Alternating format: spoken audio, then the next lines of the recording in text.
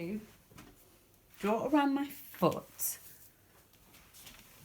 If you struggle to get on the floor, what I'll do is I'll put a template on a link below so that you can use my template and then work from there. Place your foot on the template and see if it's the right size for you.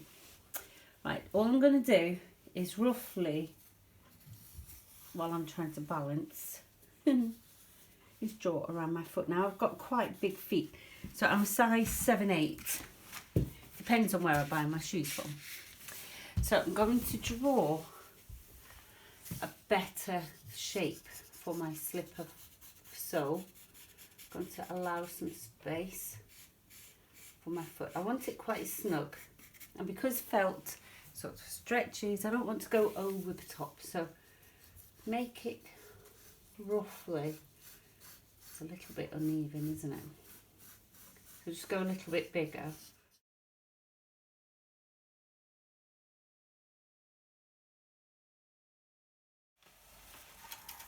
So put my foot back on there. I know I want to have a covering around up to here. So if I mark where I want the covering to be, like that,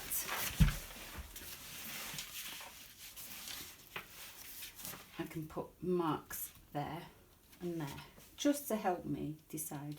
And then I want on this side, the seam along here. I can have it as long as I want, or as short as I want. So if I create a sort of a curve like that, I can cut that piece away and reflect it over here. And then this is the bit that gets split open, so I need to create a wall for that. So the way I'm going to do that is by cutting into this and flipping it over.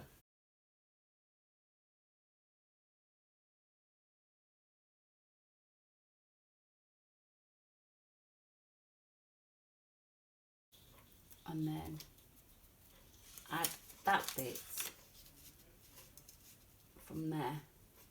Where I've cut that piece that matches the slipper there, and where I've cut it there matches that piece there.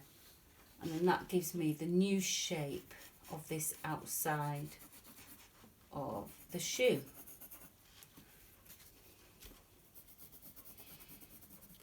At that point, and then it follows the curve round. So now it looks like that.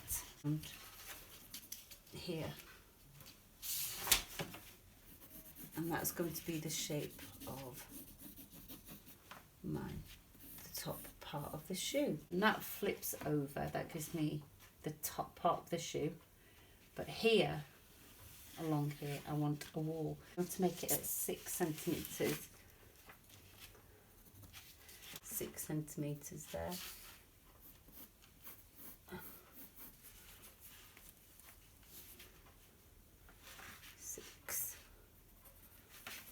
And about here, 6. And then it needs to carry on like this. So follow the curve round. It sort of goes off, doesn't it? Off onto an angle.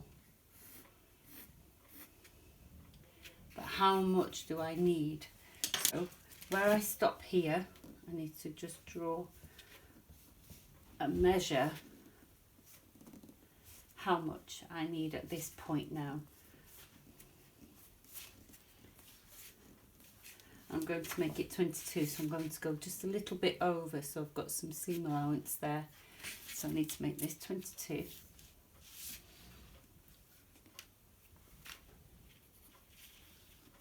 And there, so from that point where it misses. Okay, so that now comes up to this point here. This section here will come up to this point.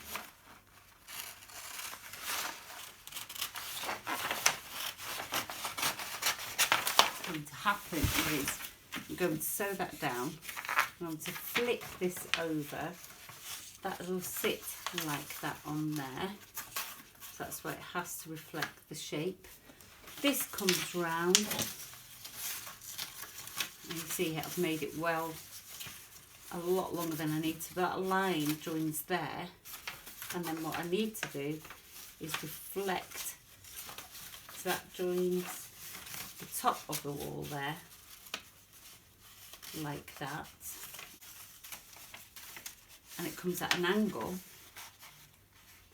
like that, and I need to cut that there.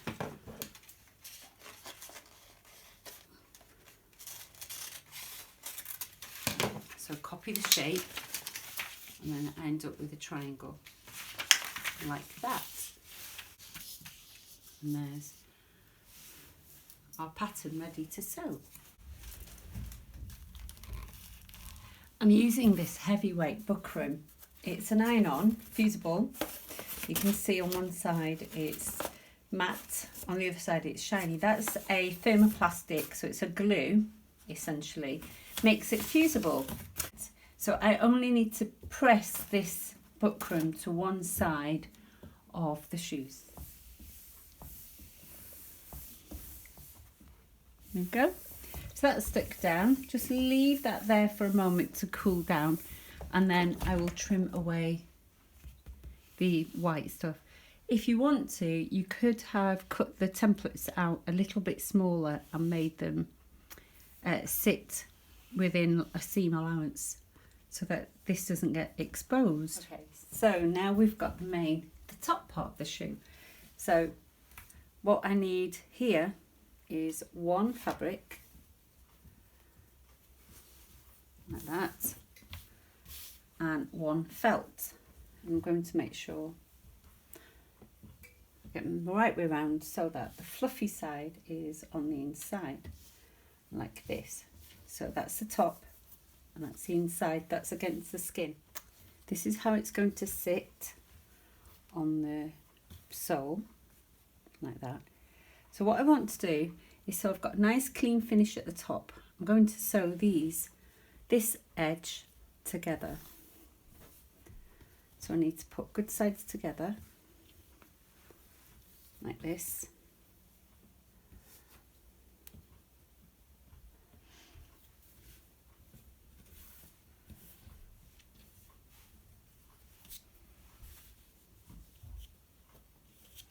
And just sew all along this top edge.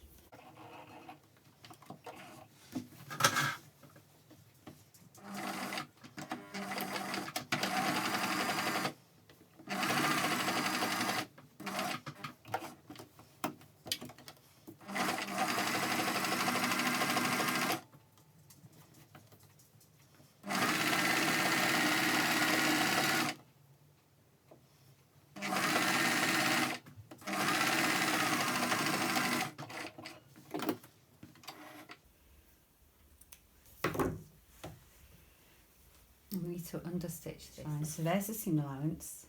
I'm going to shift that seam allowance over there. I'm going to place the fabric inside there, underneath the foot, push the whole of the seam allowance, and with my thumb I'm helping to feel that the seam is flat underneath and I've no gathers underneath. Okay.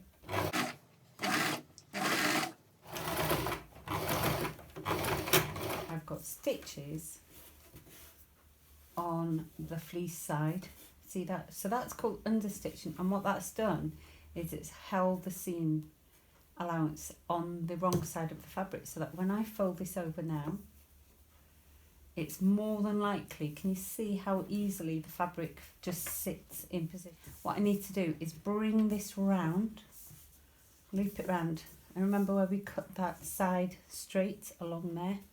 That sits along that straight side. So, good sides together, and match that seam dead centre. Now this is a good challenge for you. So make sure you match that seam very centre.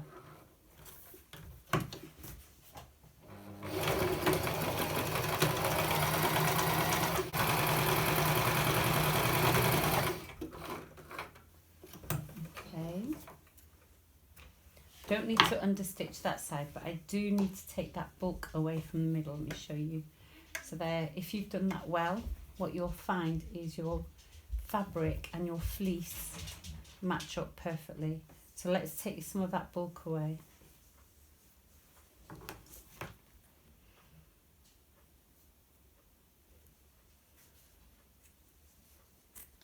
Okay. Great. So if I go and press that, okay, so I've got the 3 layers of sole. I've got the buckram. You might not have a fusible or rather iron-on buckram. You don't even have to use buckram. You can, instead of using 2 sheets of felt or whatever fabric you're using, you could use leatherette, some thick wool, something heavy duty. You could buy the gripper, the carpet gripper from, you know, carpet shop, or I've bought some from IKEA, which I've used on the bottom of my sewing mats. Make sure you do it the right way around. So this is what makes it scrappy. I'm just going to do a top stitch all the way around. Let's go all the way round.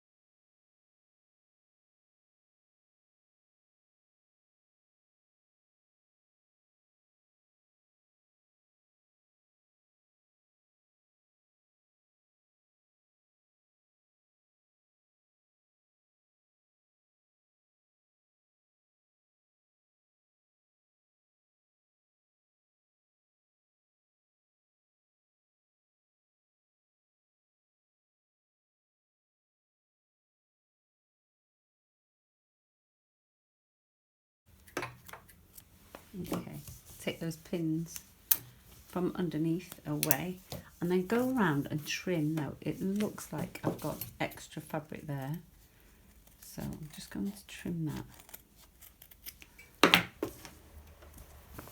Okay, so there's one slipper. It's so soft in the middle. Wait, wow.